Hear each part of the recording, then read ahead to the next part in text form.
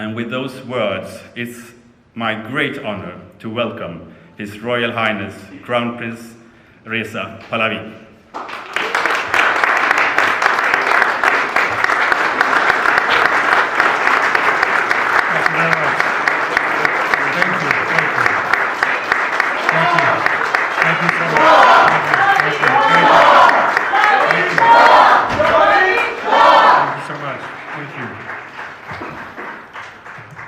Good morning, everyone. Esteemed members of the Riksdag, ladies and gentlemen. I stand before you today not to speak of policy abstractions or diplomatic courtesies.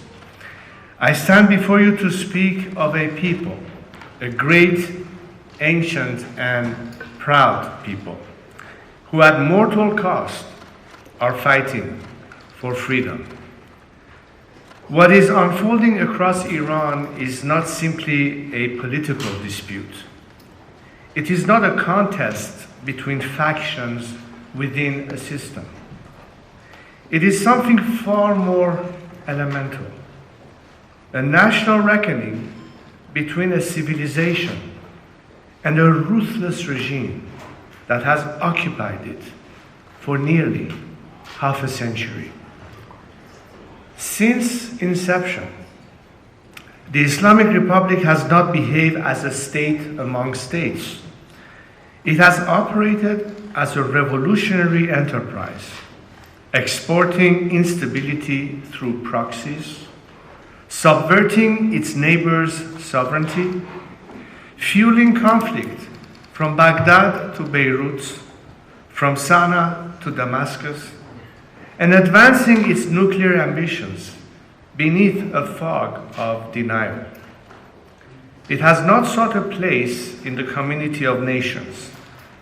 It has sought to overturn that community. Yet something irreversible has now changed inside Iran. The battle in my country today is not between reformers and hardliners. It is between occupation and liberation. It is a battle for the soul of a nation. What we are witnessing is not a fleeting protest movement.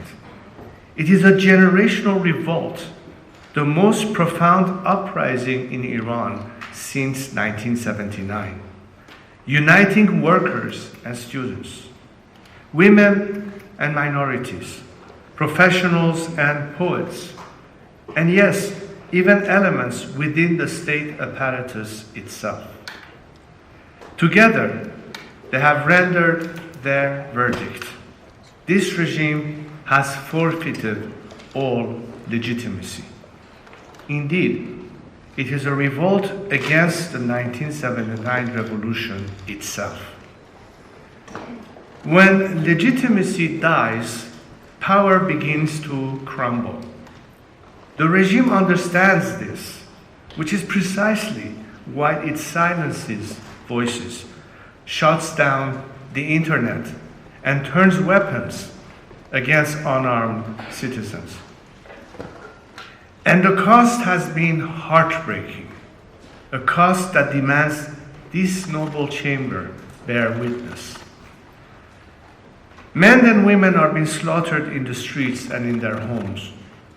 More than 40,000 Iranians were massacred in a single week. The regime's operatives hunted wounded protesters in hospitals and executed them in cold blood. Bodies were collected by dump trucks. Families were forced to search through rows of unmarked body bags. 40,000. The number is almost too large to comprehend, too abstract. It allows too many in the outside world to look at it like mere statistic. So let me tell you some of their names and stories. Consider Hamid Mahdavi, the 30-year-old firefighter from Mashhad, who spent his final moments carrying wounded protesters to safety, only to be shot dead by regime forces for the crime of saving lives. Think of Sina Kazemi, 22-year-old. He was in his final term of engineering school. He had a lifelong passion for music and technology. He chose to fight for his and his nation's dignity. He was looking forward. Security forces shot him in the back of the head. In Bushehr, nurse Mansoure Haydari and her husband, teacher Behruz Mansouri, were shot dead side by side while protesting peacefully. They left behind 2 young children, ages 8 and 10, a family destroyed for daring to dream of freedom. 28-year-old biotechnology student Negin Qadimi went out to protest despite her father's pleas. Mortally wounded, she died in his arms whispering, "Dad, I'm burning." A bright future stolen in a single night of terror. But the terror is not over. It continues every day. Access to the internet is still blocked. And while the people of Iran are disconnected from the world, the regime continues to kill. Today, the media speaks of a ceasefire. What ceasefire? There has been no ceasefire in the Islamic Republic's war on the people of Iran. At checkpoints that mark most every street, regime thugs and their imported terrorists harass, beat, and murder innocent Iranians. For those who cry of war and its costs, this is the war you should be speaking of. The Islamic Republic's war on my compatriots. That war that rages on every day, far from the headlines of your Western newspapers and the minds of your television producers. But they are not far from my mind. My brave compatriots continue to resist. Many stand with broken bodies, but unbreakable will. They would rather die standing than live kneeling. And so would I. Churchill understood such a people when he said that nations do not die when their soldiers fall. They die only when their spirits surrenders. I am here to tell you, Iran's spirit has not surrendered, and it never will. Despite its brutality, the Islamic Republic is closer to collapse today than at any point since 1979. And one fact is now beyond dispute. The Iranian people will never accept a repackaged version of this regime. Too much blood has been spilled. Too many graves have been dug. The demand is not for a kinder jailer. The demand is for freedom. There is a military dimension to these events that this chamber is watching closely, and I will not pretend otherwise. But I say to you, however the military operation currently on pause turns, whether it accelerates the Islamic Republic's fall or merely deepens the fractures within it, the outcome of Iran's revolution will not be determined by any force from the outside.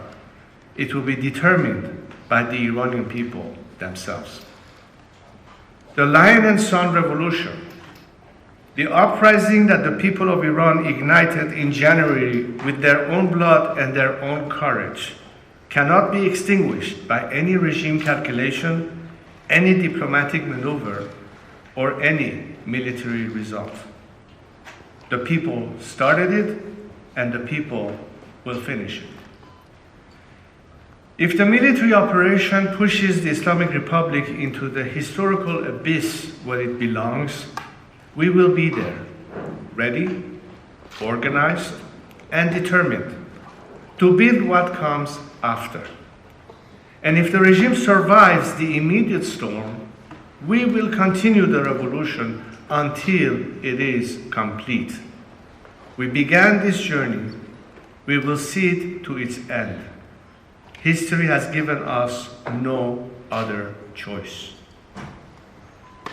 When I look at Europe, I see ambivalence and a continued inability to see the reality of the streets of Iran. I am disappointed, yet not surprised, at the rush to engage this criminal regime. The regime has murdered tens of thousands of its own citizens.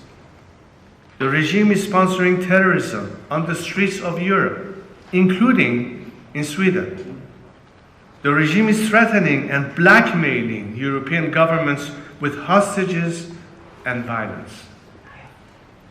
The Europe I believe in is supposed to stand for human rights, democracy, and equality.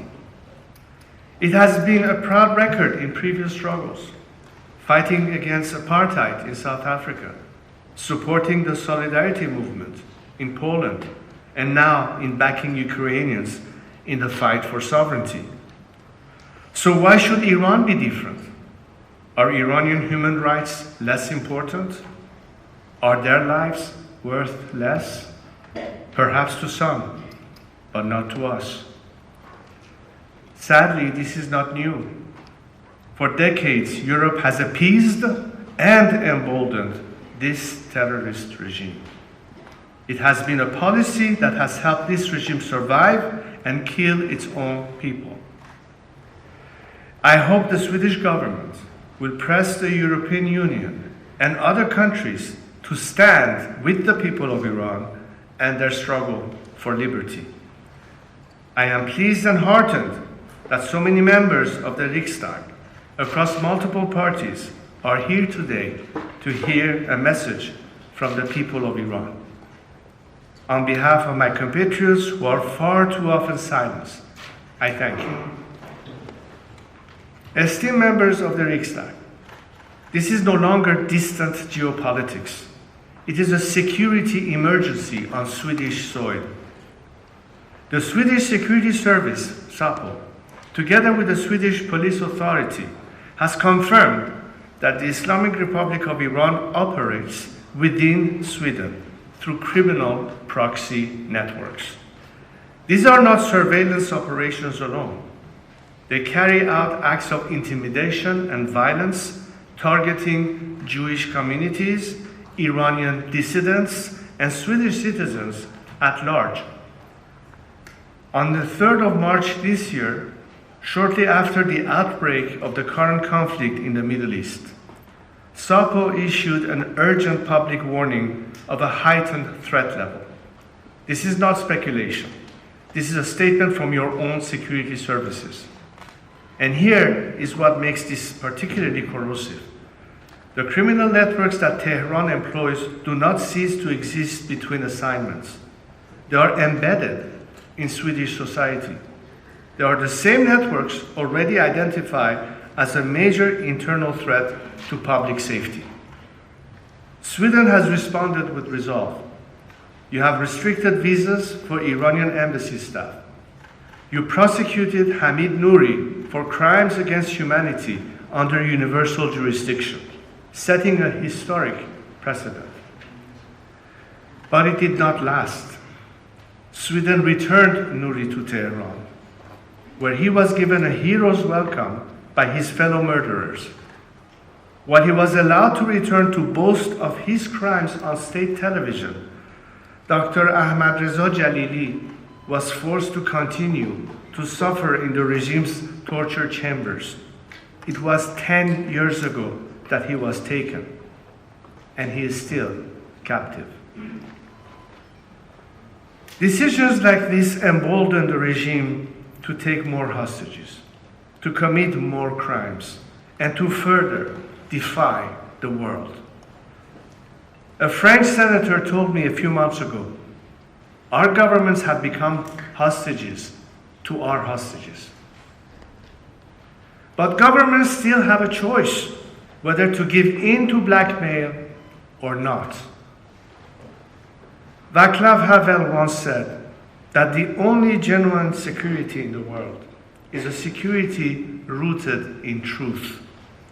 The truth is, as long as this regime remains in power, Sweden and the free world will not be safe. Why did Sweden join NATO? Because of Putin's wars of aggression against Ukraine. That decision was correct, and it was necessary. Let us not forget that the Islamic Republic is not a bystander to Russia's war. Tehran has supplied drones and missile technology to Moscow. Iranian manufactured weapons have struck Ukrainian cities. Regime technical cooperation has sustained Putin's capacity to wage war against a democratic neighbor. As President Zelensky and I have discussed and stated together, the Russian threat to Europe and the Islamic Republic's threat to Europe are not two separate problems. They are two manifestations of a single challenge. Sweden now stands inside NATO's collective defense. But collective defense is not only military, it is political, economic, and moral. It requires that democratic nations recognize threats in their totality and also recognize the Islamic Republic's support for Russian aggression as the direct security concern that it is.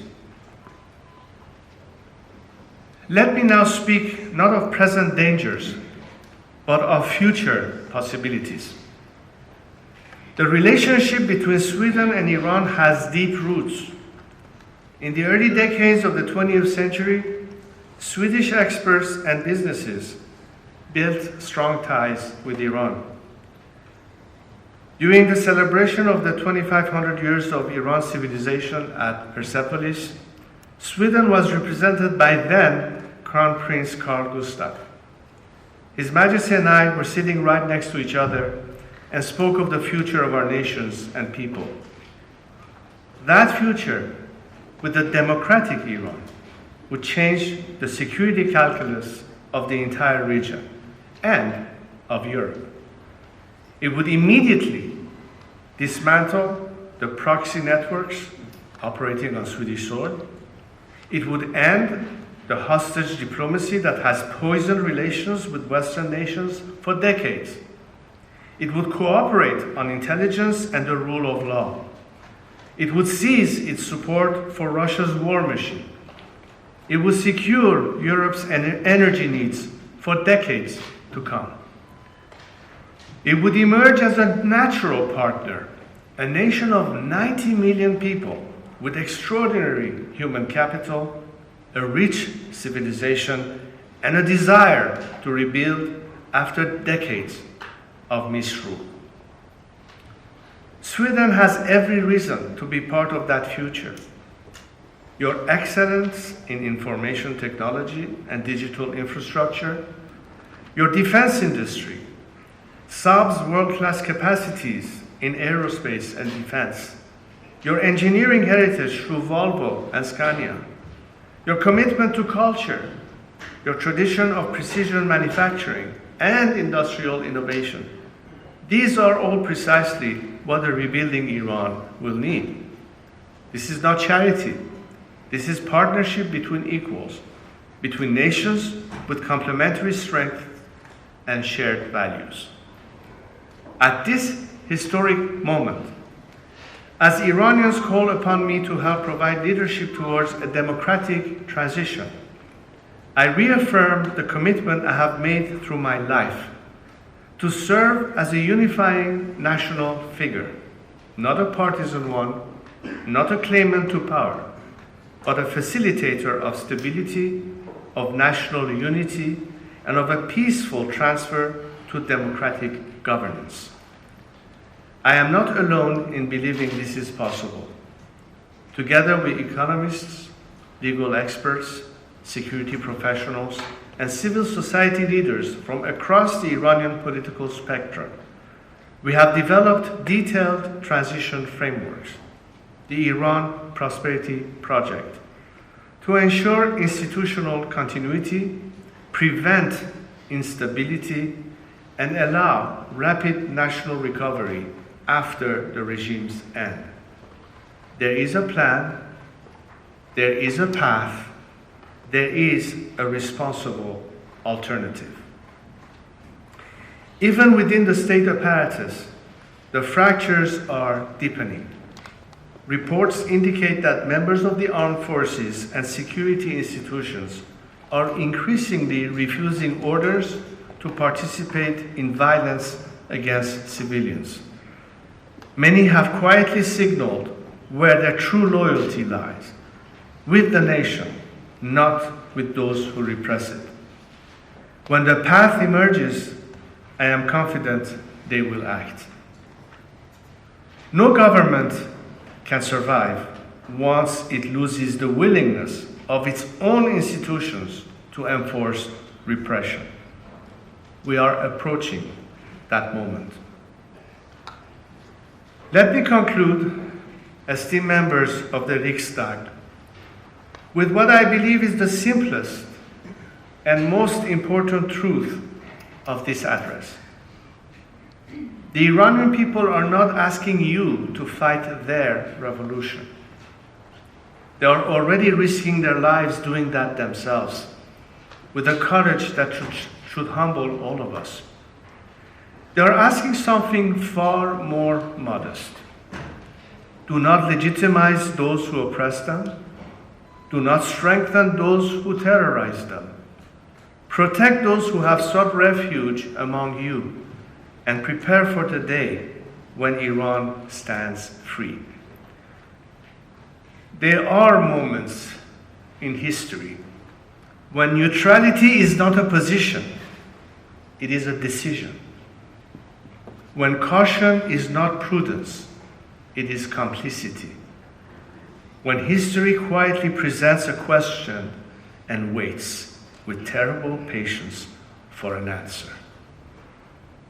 Churchill faced such a moment in 1940. Václav Havel faced it in 1989.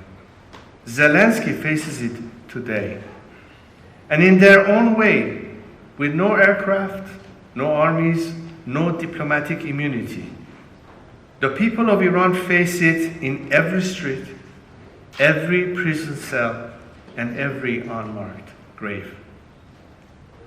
The Iranian people have already answered. They have answered in the streets and in their prisons. They have answered with their lives. They have chosen freedom. History now asks the democratic world a simple question, and Europe in particular. Will you stand with a free people, or will you accommodate those who oppress them? Future generations will not read your statements. They will assess your actions. They will not ask what you said. They will ask what you did and what you refused to do when it mattered. And one day soon, and I say this not as sentiment, but as strategic conviction, when Iran is free, when its people stand again among the free nations of the world, when its children inherit a country without fear, we will all know that this was the moment when history turned. The moment when a great people refused to kneel. The moment when free nations chose not to look away. Let it be written that when that day came, Sweden was ready. When the Iranian people stood for freedom, Sweden stood with them. Thank you.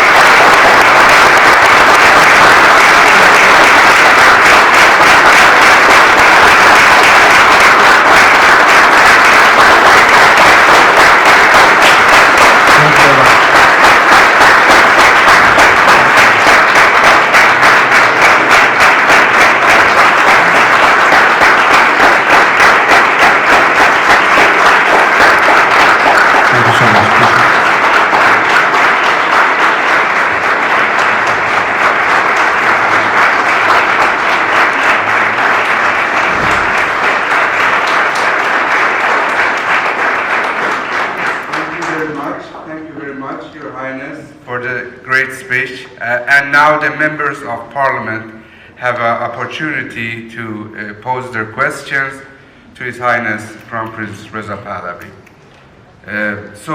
When you are posing your question, please state your name and party affiliation. So, Member of Parliament Rashid Farivar.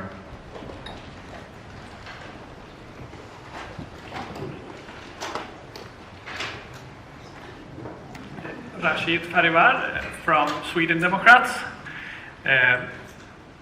I start Farsi and English. با عرض درود و خیر مقدم حضور بزرگوار شاهزاده رضا پهلوی و همچنین تشکر صمیمانه از دیدار جناب عالی از پارلمان سوئد ریکسداگ. شاهزاده رضا پهلوی، شما بارها از کشورهای دنیا خواسته اید که به رژیم فاسد، جعلی و جنایتکار ایران فرصت بقا ندهند و به قولی طناب نجات برای آنها فراهم نکنند. Don't throw them a lifeline. و در عوض از مردم ایران پشتیبانی کنند و آنها را قربانی رژیم نکنند. Don't throw Iranian people under the bus. در شرایطی که بخش قابل توجهی از مردم ایران به ویژه ایرانیان ساکن اروپا عملکرد اکثر دولت‌های اروپایی را نوعی تسهیلگر بقای این حکومت تلقی می‌کنند، توصیه‌ها و راهکارهای مشخص شما برای مردم ایران و جامعه ایرانیان خارج از کشور به ویژه در اروپا و مشخصاً در سوئد چیست تا بتوانند به طور مؤثر در جهت تغییر این وضعیت اقدام کنند. May I read the English version, please? Thank you. With due respect and a warm welcome to His Excellency Crown Prince Reza Pahlavi, and with sincere appreciation for your visit to the Swedish Parliament, Riksdagen. Your Excellency, you have repeatedly called on countries around the world not to grant the corrupt, illegitimate and criminal regime in Iran any opportunity for survival. In other words, not to throw them a lifeline. Instead, you have urged them to support the people of Iran and not to throw Iranian people under the bus. At a time when a significant portion of the Iranian population, particularly exiled Iranians in Europe, perceive the actions of many European governments as facilitating the survival of this regime, what are your specific recommendations and practical strategies for the people of Iran and for the Iranian diaspora in exile, especially in Europe and specifically in Sweden, to act effectively toward changing this situation? Thank you very much. Thank you. Certainly, especially now that we have witnessed over a month of complete silence as a result of the total internet blockage and limited information coming out of Iran, to the extent that members of the diaspora can't transmit any message they receive from back home for the attention of the international community, whether it is government, media, or other instances. They play a critical role of maintaining that level of information to still come out. It shouldn't be anything new to the world by now, what this regime has done for decades. But the timing of the issue is so critical because we are now, in my view, facing an opportunity for ultimate change in the sense of a total collapse of the regime that has been severely weakened as a result of the recent military campaign. And if you notice, the ask of the Iranian people, whether at home or abroad, was help us equalize the playing field. So as defenseless citizens, rather than facing a brutal repressive reaction by the regime, we have an actual fair chance to claim back our streets and ultimately liberate the people. As I mentioned in my speech, we are the boots on the ground, we the people, but we need a little bit more support so that the moment the call to action comes, people are actually, within reason, much safer to take the streets into their own hands as opposed to face the regime thugs. Now, there are many different ways that the international community can respond. I know most countries will not get engaged in actual military conflict. That's not what we're asking, particularly Europe. But Europe can do many things at the same time. You can continue on the process that already started. It was not a minute too soon when you finally decided to prescribe the IRGC as a terrorist organization. As you know, this is something we've been calling for a long time, and many parliaments did agree to it, but many governments refused to decide it. I don't know how much of it had to do again with submitting to hostage blackmail, but at least it was finally done. You are beginning now to put more pressure on the diplomatic corps by limiting them or expelling them, including elements that are not being deported because having strong ties with the regime and the separatists. One thing that I can openly urge everyone, and what Europe in particular can, is to focus, number one, on the issue with the internet and access for information. Number two, call for a stop to executions in Iran, which is happening every single day, and do call for freeing all of the political prisoners in Iran. Whatever way it is, that should be the strongest ask and solidarity of the free world. Whether or not the regime implements it, at least you're sending a strong message to them and to the people of Iran that this is not subject to negotiation. This is a demand. This is a matter that this regime cannot dodge yet again. It's important in the equation, so this is one of the things that I'm sure the diaspora will heed, will call, and we hope we'll get a firm positive answer from both legislative side of various governments, and hopefully more courageous leaders in government will also decide that this is the time to finally call it for what it is and recognize that liberation is the ultimate campaign that is valid, necessary, and it is win-win in the sense that the people of Iran are liberated, but the world will finally be rid of all the threats that this regime has posed ever since its inception. This is the kind of timing that is critical while the momentum is going on, and these are the first elements that I will indicate will be part of what the diaspora could certainly do, but the kind of support we hope to obtain and the kind of measures that certainly Europe can take on this note.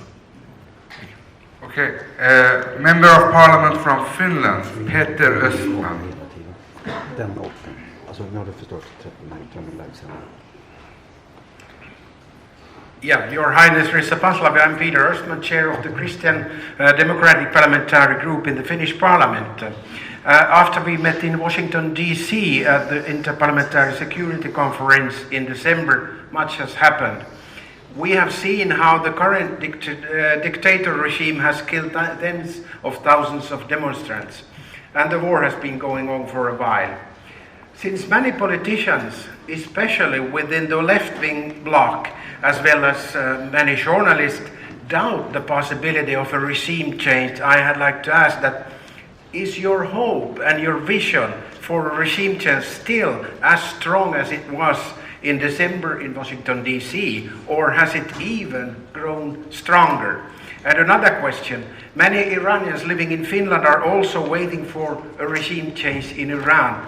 Would you consider visiting Finland if an invitation were extended? Thank you. Thank you very much. Of course, look, I think it's not just me saying it, but many Iranians were heartened and encouraged by the degree of sacrifice and courage that millions of Iranians displayed inside Iran. For the past few months, every single week, there have been demonstrations in the four corners of the world by members of the diaspora in support of their fellow compatriots, demonstrating for various reasons and occasions almost every week, all over the place, including here in Sweden. That shows the level of commitment and belief we have in our struggle for liberty. As I said in my speech, we don't have the option to quit. We have to win. Hopefully, we'll do it quicker, at less human cost, by having the full support of the free democratic world. And as far as the invitation, absolutely, I'd be more than happy to visit Finland. Hopefully we won't have any foreign ministry blocking it. Hopefully don't have any hostages in Tehran. But I'm just saying it outside of kidding that unfortunately the regime has demonstrated that it has learned that it pays to take hostages and using them as leverage or human shields with our own population. This is a somber reminder of what we have to deal with. And I think we need to show the kind of strength that people of Iran on their end are willing to sacrifice life and limb. I hope that there's enough resolve and strength and moral conviction that today we hope democratic governments will back us up and not, give in to those kind of pressures that the regime will ultimately, of course, try to exercise to intimidate. But we need that, and in that light, I hope that I can carry on the message of millions of my compatriots to your government and your citizens, which is what I'm doing here and in the rest of countries here in Europe and around the world. Thank you, sir. Member of Parliament Mikael Oskarsson.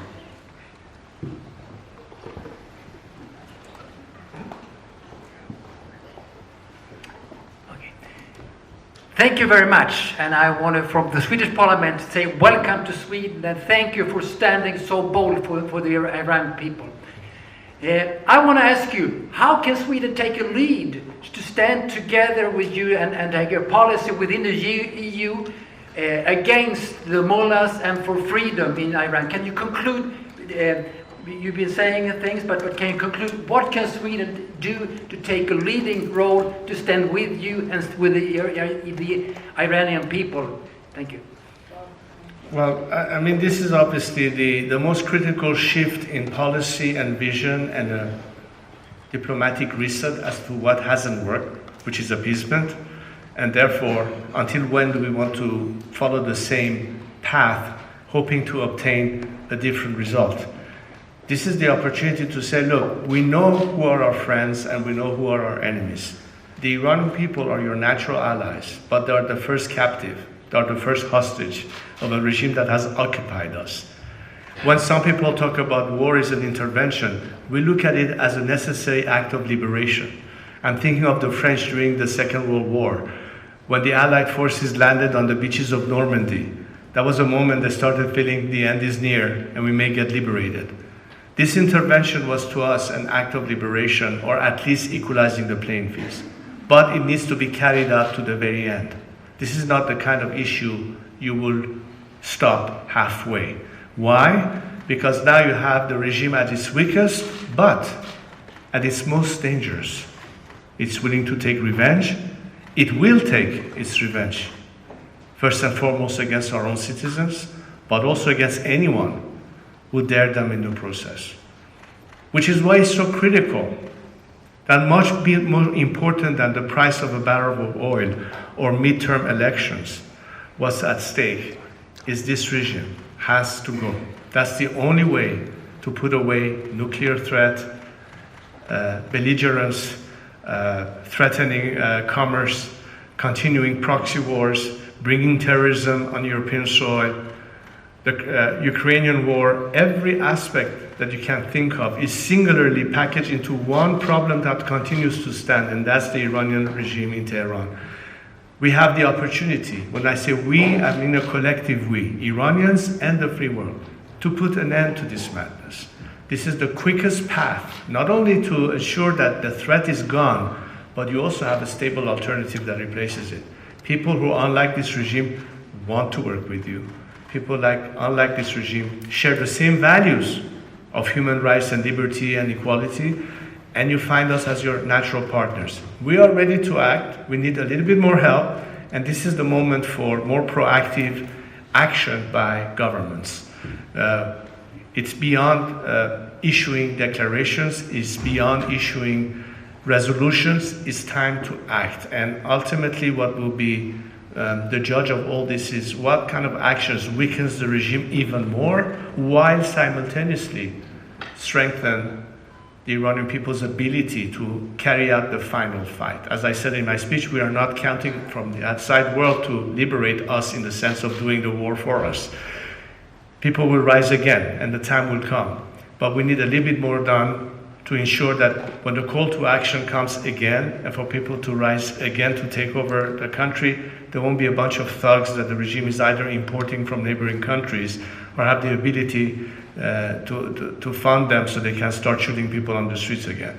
That's really what is at stake in the calculation. I think it's a much quicker path to putting an end to the solution than worrying about blockading naval traffic or doing a whole bunch of other things. This is the quickest, least lethal way of dealing with the problem. Hopefully we can persuade governments that this is the kind of actions that will precipitate the regime's collapse in favor of both Iran once liberated, and I think after that, being a big sigh of relief for a lot of you that are concerned about the continuation of the situation. Okay. Member of Parliament Jakob Risberg has a question.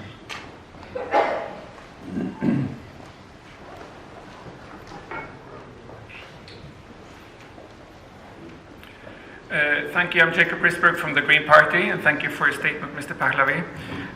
You spoke very much about the current terror regime, and I agree with a lot of things you said, but you didn't speak very much about the regime that came before that. So I would like to know, do you denounce or do you distance yourself from the way that your father ruled Iran, with hundreds or even thousands of opposition figures that were jailed and dissidents were persecuted and tortured by the Savak? Thank you. Right. Well, first of all, a read on exactly what happened in terms of historical revision has already occurred in Iran, and I can invite you to talk directly to the people who at the time were arguing many points that today have had an evolution in thinking and assessment. So as far as the writing part of history is concerned, I would certainly encourage you to look a little bit deeper into what the read was. But having said that, I think the reason people respond to my call is because they have observed my track record for the past 46 years. They've seen what is it that I'm committed to, what is my vision of the future, and what I look to do for the next 50 years of our country is a look forward and not a look back. And in that way, if there's a distance, it's between what was and what we want to have. I think the best lesson is that you take the best that was done and discard the worst that happened as a means of learning through trial and error. But let me also tell you one thing. Today's Generation Z of Iran are people who say that without knowing him, we love him, we appreciate him. Today, people in Iran are tattooing my father's autograph on their arms.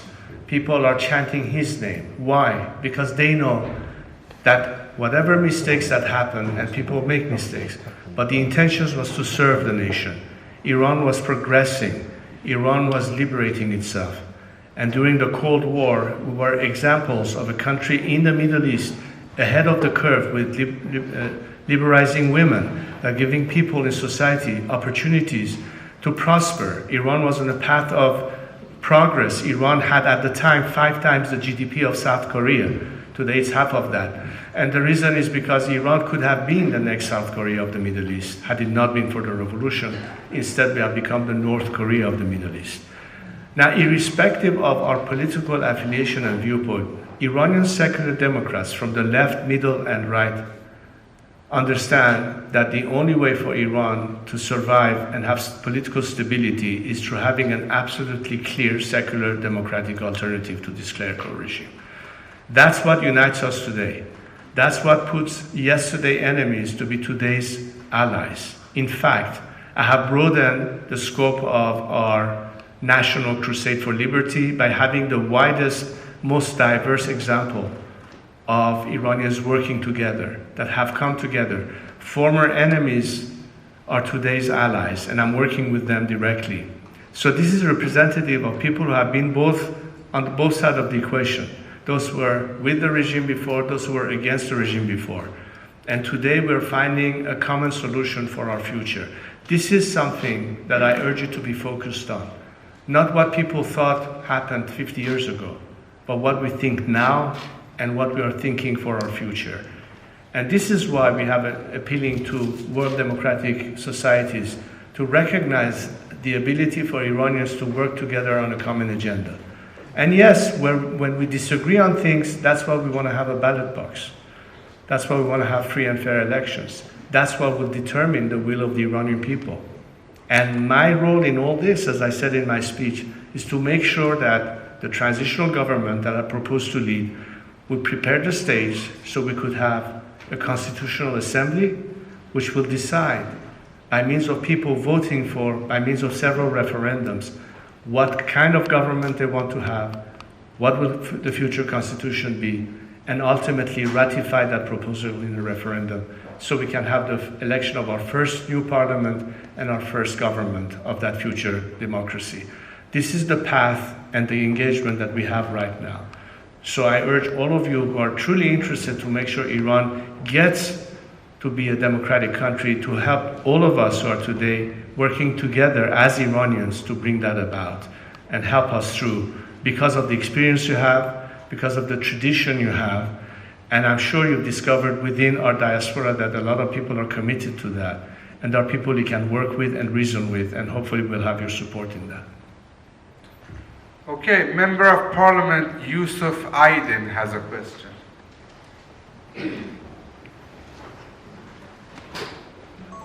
Thank you, Your Royal Highness, for visiting and also for addressing us here in Riksdag. Two questions. Once, you mentioned Iran being a proud civilization, and I did agree. And it has also a great desire, will, and also courage for liberty.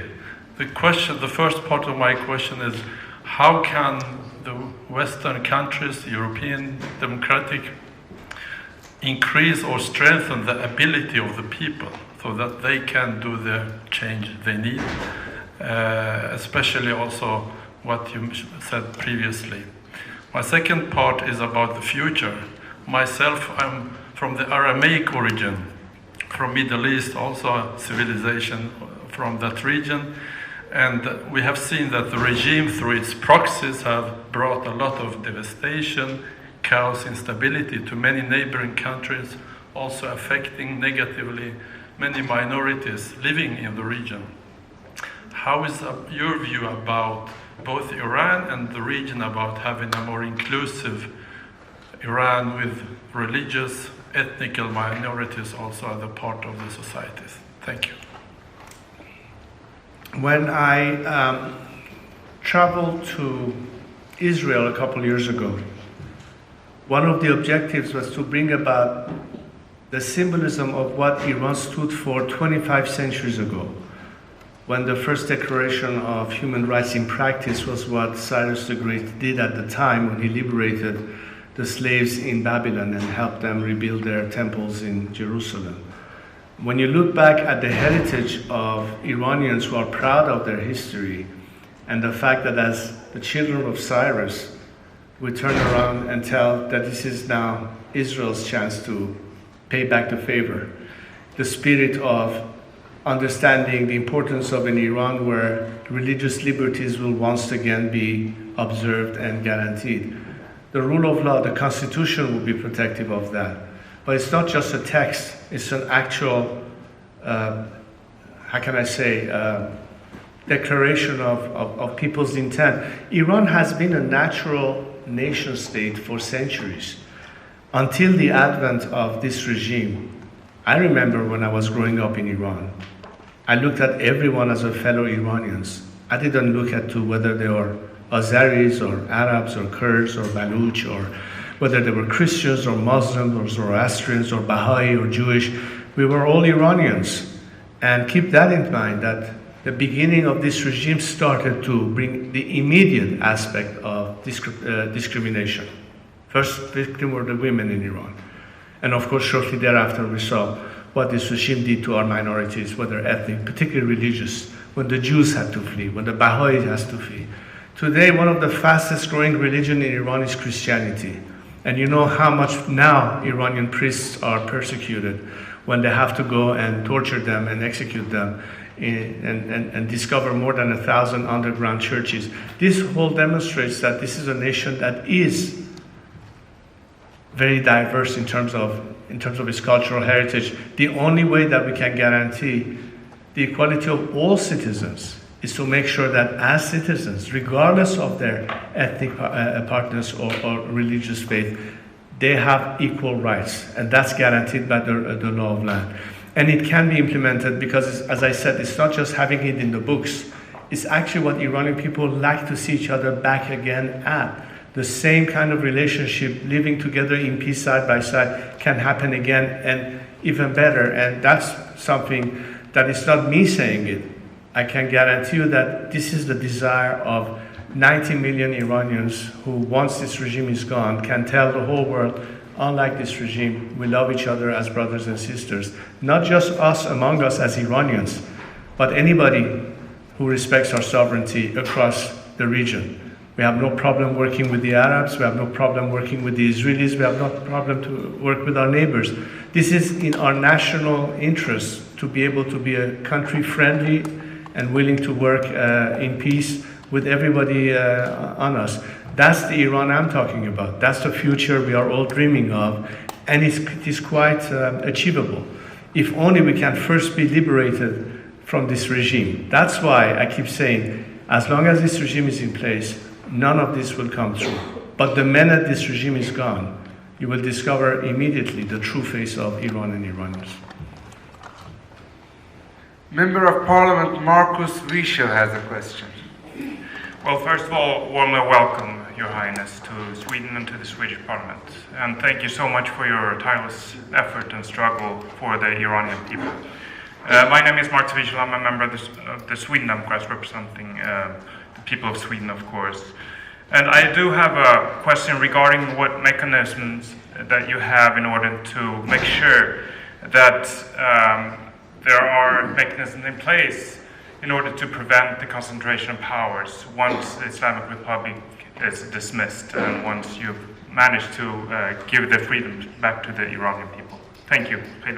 Yes, this is a very good question because I think, look, separation of powers is obviously the most obvious so the judiciary, the executive, the legislation, they have to be like a checks and balance system. In fact, as part of our transition plan, we already have created instances that are in some way already acting separate in that checks and balance system. We have the equivalence of what would be a temporary parliament that is forming.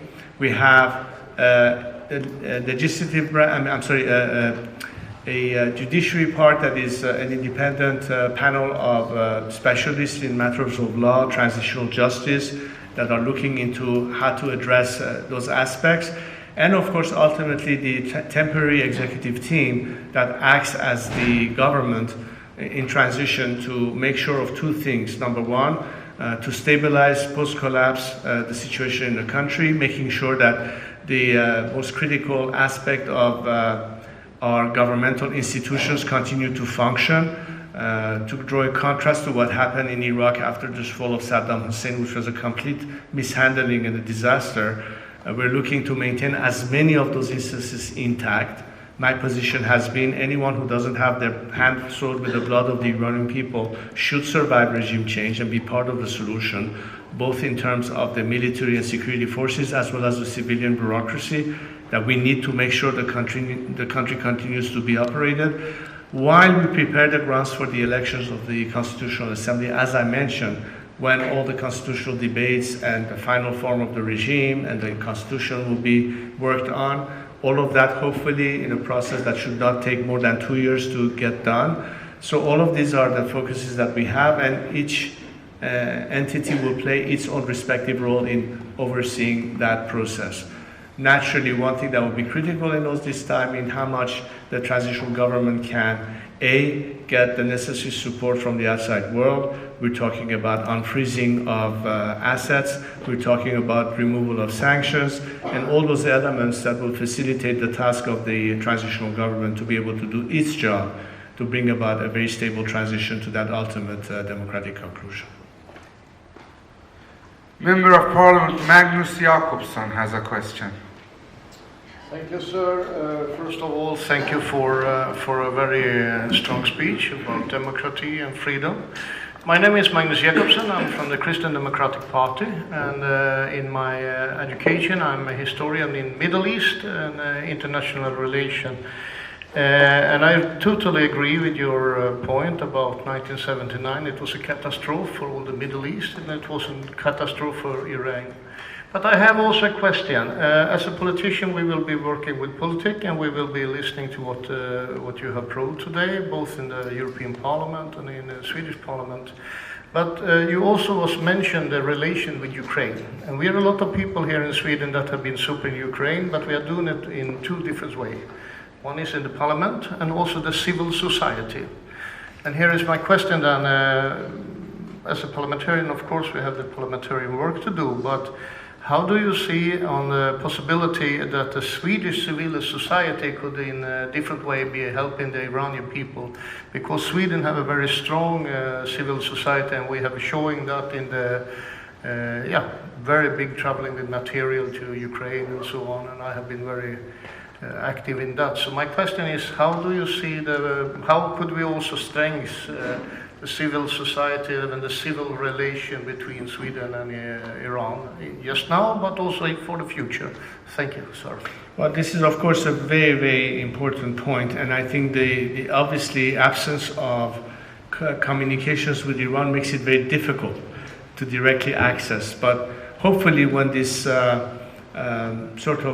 digital curfew is finally removed, because I doubt that this regime can forever shut down the internet, the manner the connectivity is reestablished, and I think with the help of the diaspora to identify the civil society actors within Iran, whether it is at university levels, whether it is activists, lawyers, doctors, I mean, whatever it is that constitute Iran's civil society, they have a very crucial role to play.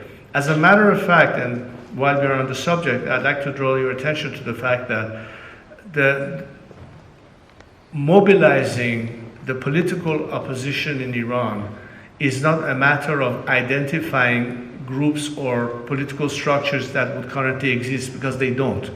That's what it's been very difficult for all of you looking at the Iranian political spectrum to see exactly what constitutes the opposition. I think the opposition manifests itself much more in exactly the point you said, that within various sectors of society and through our civil society, you'll be able to identify people who are maybe different viewpoints, but are more practically engaged with the streets, with the people on the ground. And through them, you'll be able to connect with elements that are more active in a political, organized sense. This regime has always created an element of asphyxia, which never allowed for Iranians to be able to organize themselves in terms of political structure.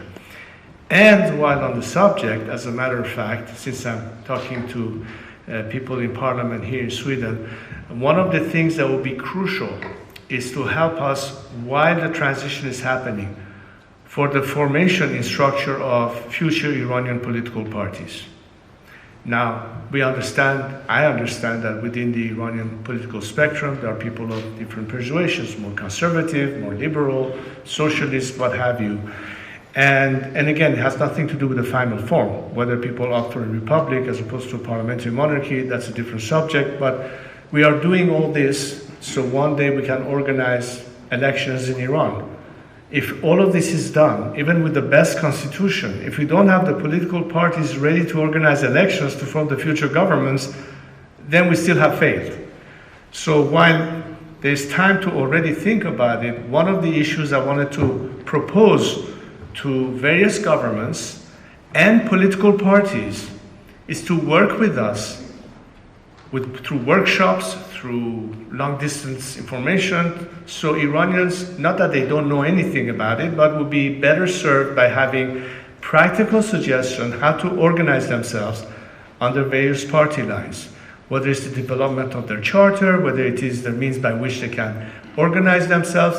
This will buy us a lot of crucial time so that our future political parties are ready to act immediately when they finally get the chance to form the future governments.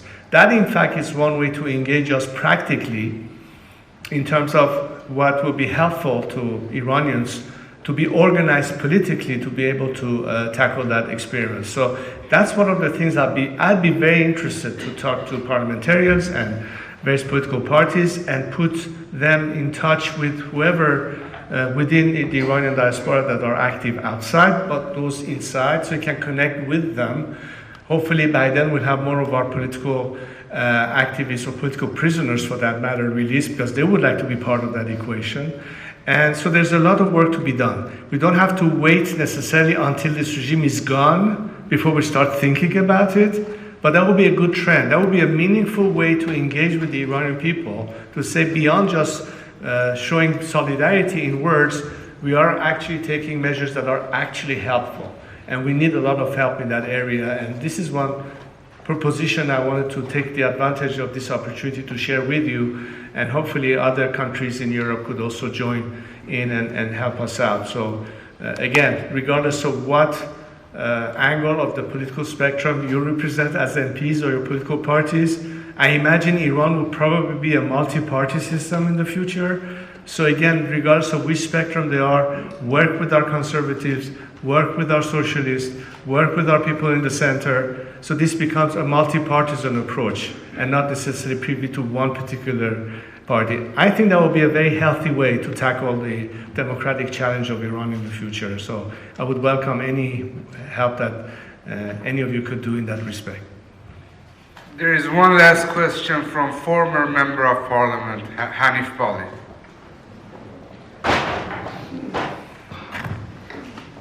Thank you, Your Highness. This is maybe a specific question for the Swedish, especially during the medial coverage of this event, where my impression that the big change now, compared to other uprisings and opposition works during previous years, is that there's a new generation of Iranians, not, let's say, not that doesn't have the carriage or the baggage of the revolution, the guilt of doing something wrong and trying to, as I look at my parents and their generation, the guilt of doing something wrong and actually failing in their revolution. And this has, of course, created different kind of sentiments throughout the years. One of those is isolation. The Iranian opposition has isolated themselves against other diaspora Iranians. And for now, this is the first time I'm actually seeing people from the left and right, the children of those who made the revolution, actually kind of rally behind your flag. And one word keeps popping up in the Swedish media when describing your movement, and one is nostalgia, which is very strange because it's actually the other way around, how I see it, when the younger generation is actually more supportive of your movement, and the older, maybe failed leftists who saw the revolution being snatched from their hands, or even were naive in thinking that they could, vote for Islamic Republic and then it will be happy clappy democracy after that. So I would like you to, I would ask you to please respond to this idea of, that medial pundits have here in Sweden, that the movement you have is fueled by nostalgia. That's also a very good observation you just mentioned. And like anything, with the passage of time, people tend to evolve in their thinking or revising whatever it is that they thought right or wrong at a particular era. I've maintained contact with diverse group of people, including the opposition of yesteryear. As most recently, I had some meetings in Paris with former leftists. When I say former, because they say we are former leftists ourselves. They were member of the Tudeh party or were active in the Mujahideen Khalq organizations or Fedayan Khalq organizations and so on and so forth. And they said that whatever we thought at the time as Marxists or Leninists or Maoists, today we've come to the conclusion that that was the wrong thinking, that today we describe ourselves more in a liberal democratic discourse than the classic Marxist viewpoint, and the belligerence against the West and whatever it is that they called imperialism or whatever is beginning to fade in their minds, and they look at things a different way. All of this to say that, to be very honest with you, I think that we have a world where there are basically two categories of people. This is not just particular to Iran. I think it's all over the world. The first category are the people who still continue to be part of the problem. And it's very hard to even try to reason with them. They're just blocked in one thinking, unable to be willing to recognize in a realistic way that things are different and they may need to reconsider some of their thinking. And the second category are the people who want to be part of the solution. What I meant earlier about former enemies could be today's allies is precisely for that reason. And I've seen the kind of people who may have been completely on the other end of the spectrum 50 years ago, who now have completely shifted position. Whether it is observation of what was, what could be, whether some of it might be nostalgia, because when today's Gen Z looked at the picture of Iran of the 70s and the way Iran was like, as opposed to what it is now, that by itself, just a picture, tells 1,000 words. But it's also because they've been robbed of an opportunity and they want to regain their power. My struggle all these years was to do it by means of national reconciliation, as opposed to revenge. We are not here to retaliate in a vengeful way. We're here to call for national solidarity by means of national reconciliation. It is important because when you're working on such a massive national project, there's no time for bickering. There's no time to basically argue over past conflicts. We have to be able to bury the hatchet and move on. Now, this is something that I discovered in the demeanor of today's Gen Z in Iran, but also their demand. They're saying two things. A, we're not hostage to our parents. We want to have our own say in all this. So we don't want to inherit their mess. That's how we detach ourselves from the past. And at the same time, they say, whoever wants us to succeed as your children, as your next generation, don't dictate us what's good for us. Allow us the freedom to choose for ourselves. Because we've learned to do our own due diligence. We've learned to go and study for ourselves rather than to be brainwashed into thinking something, which is what happened to their parents and their generation who were part of the 1979 revolution. And that's where things begin to change. And I think that's exactly what in practice we learn every day engaging with today's generation. And I remember some of the parents who felt culpable for having done what they did. And some of them told me very bluntly that, we should be damned by today's generation. And I always tell them, it's never too late. Because whatever lessons you've learned, pass it on to the next generation. So they don't make the same mistakes some of you did. Be the wisdom of carrying on your experiences so history doesn't repeat itself yet again. So everybody can be involved. And it is in the spirit of national reconciliation that I'm talking to everyone to say whatever you did before, what's important is what you're willing to do now. This is our agenda. This is our future. Whoever can help, then help. And I think you will find that this is the only thing that would resonate with today's generation, but leave them with the ability to choose for themselves, as opposed to be dictated to an alternative that is not their own free choice. That's really the purpose of this conversation, this engagement, this campaign, so that ultimately Iranians will be able to know that the only measure to determine what the majority wants is the ballot box, but we need to get there first. That's our common path to freedom, and that's exactly what we're doing in practice. And hopefully we'll be able to work with people in the world that are willing to help us in that process. Thank you.